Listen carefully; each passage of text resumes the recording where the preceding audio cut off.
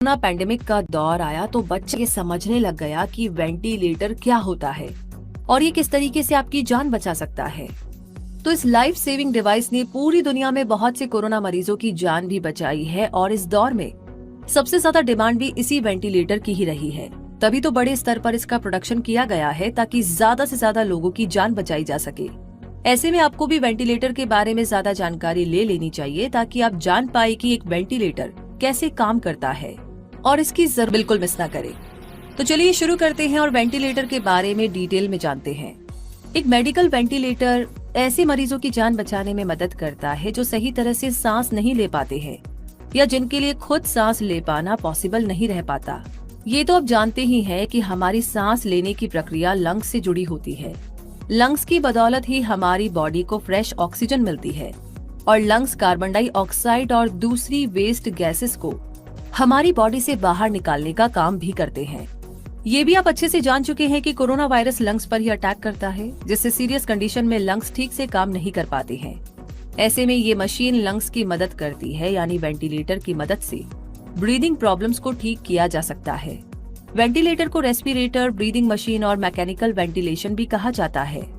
ये ventilator lungs में air push करते हैं और इस एयर में ऑक्सीजन का लेवल बढ़ा हुआ होता है। वेंटिलेटर में ह्यूमिडिफायर भी होता है जो एयर सप्लाई में हीट और मॉइस्चर को भी ऐड कर देता है ताकि ये एयर पेशेंट के बॉडी टेम्परेचर से मैच कर सके। जब पेशेंट के ब्लड में इनफ ऑक्सीजन नहीं पहुंच पाती है और उसके लिए सांस लेना बहुत ही मुश्किल हो जाता है, तब उसे मैकेनिकल वेंटिलेटर पर रखा जाता है। इस कंडीशन को रेस्पिरेटरी फेलियर भी कहा जाता है।